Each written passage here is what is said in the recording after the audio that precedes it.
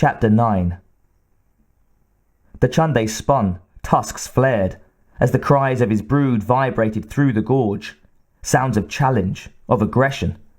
His gaze followed the path of the running Yautja to a place in the rocks where... Ooman. Walker spoke behind him, but the words were swallowed in the frenzy. The Chunde gave orders without looking. Tell Skemte to prepare flight, and gather those you can. Gesite! He ran, blade in hand. The hunt would have to be aborted, but the Ooman would die first. There was no other way. The Chunde cursed mentally and ran faster. He was almost to the rocks when the noise of a craft starting hit him. Damn! If the Ooman got away, it would bring others. He saw that at least 2 of the students had already made it to the place where he was headed. Chulonte and another. He couldn't tell. The small flying craft came over the rise and struck Chulonte at chest level. A single Ooman manned the ship, was balanced clumsily at the controls, hair swept back from an ugly, pale face.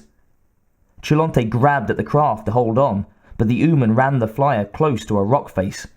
Chulonte's skull cracked against the cliff, and he fell suddenly boneless to the ground, the mint grey-green of his brain tissue mixed with the darker phosphor green of his blood, spattered on the stone. Sajit! The hunt had not even begun, and already he had lost a student. Damn! The Ooman's craft was turned by the collision. It roared and swerved past the Chunde and headed straight for their ship, the Ooman's intentions unknown. The leader ran back toward the ship. He screamed the death cry to all, kill the Ooman.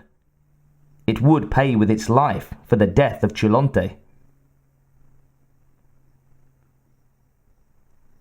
Revner ran to his bike, his stomach an empty hole. Stark terror made him fumble the starter. His hands shook uncontrollably. Start, please, oh please, start, start! He heard his own voice for a moment, as it sounded as if it belonged to someone else. The cycle roared to life. Relief rushed through him, cool and welcome. He stepped on the accelerator, hard, thinking only of escape, and he flew directly into them. He topped the rock formation, his thoughts clouded with panic. Turn, turn, turn! Fool! One of the creatures leapt up in front of him. He tried to swerve, but it was too late. The impact jarred him from his seat. He would have fallen, except for the reflexive grab at the handles. The alien was huge. Revner caught a whiff of some musky, bitter oil. Its screech was one of pain and fury. It grabbed for him. Without thinking, Revner veered towards a cliff wall. The screaming thing smacked into the rocks hard, and then was gone. He tried to regain control of the scooter, but the impact had thrown him into a turn, and the controls were damaged. He couldn't turn. The flyer responded sluggishly. All right, don't panic, it's okay. He would have to use speed to get past them, have to go so fast they couldn't catch him, couldn't spear him. Another of the creatures reached for him, but he passed it. Revner smashed on the accelerator all the way forward as a blast of incredible heat blew by him. He ducked, felt his facial hair singe. The craft didn't want to alter its course. He was going to pass right next to the ship. Altitude. He had to get high enough so they couldn't grab him. The repellers still worked. He managed to trim the elevators and started to climb. 5 meters, 7, still heading right at the ship, but he would clear it. Another blast of heat. This one splashed the underside of the flyer, cooked plastic and metal. The repellers coughed, and the craft dropped a meter, sputtered. That was no spear. They've got guns, lasers, plasma rifles, Jesus! He raised his watering eyes just in time to see that he was headed for the alien craft at high speed, and that he wasn't going to clear it. He was going to hit it dead center. Miriam. It was his last thought before the world turned to fire.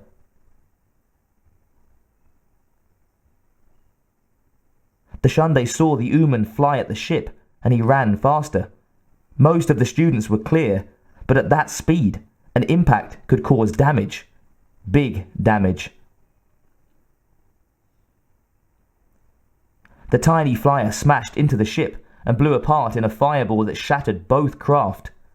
A second later came another blast, bigger than the first. Flame and debris sprayed, scorched rocks, moved boulders, knocked over delicate formations that had stood undisturbed for millions of years. Huge chunks of burning ship flew through the gully as the hunters were blown to the ground by the blast. After a moment, Tashinde stood and looked around at his fallen peers. He waited to hear direction from the leader. But there were no instructive cries. Other Yautja rose to their feet, dazed. Small pools of mi burned, their flickerings reaching into the dusk, carrying in their fumes the smells of ash and soil and oily death. The leader had fallen not far from Tashinde. Several of the others stumbled with him to where Dashande lay. The leader was barely alive. His mandibles caked with thwei.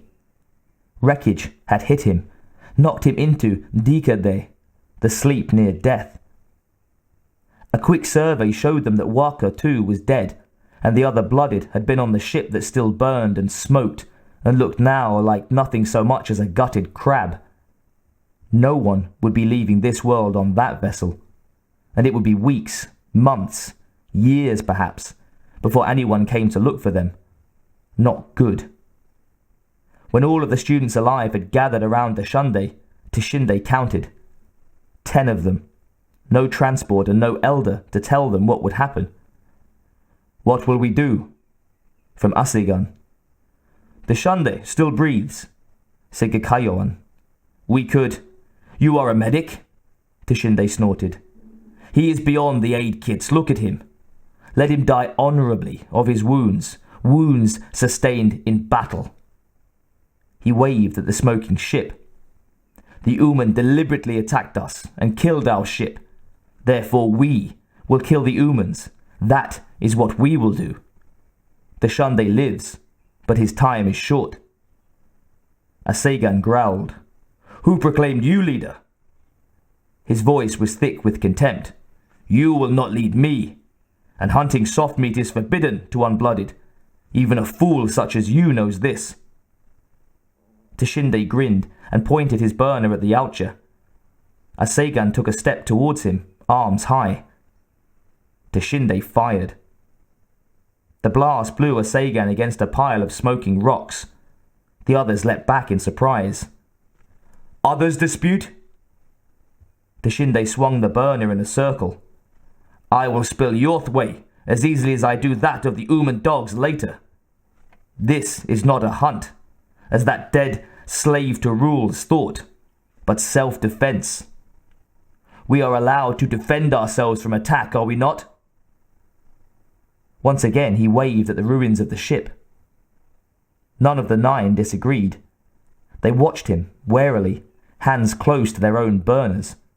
There was a long moment when a challenge might have come, when one of the 9 might have taken it upon himself to raise his burner and try him. But that moment passed. If another would-be leader, he would have made his move, and none did. Tashinde smiled. They would follow him, reluctantly or not.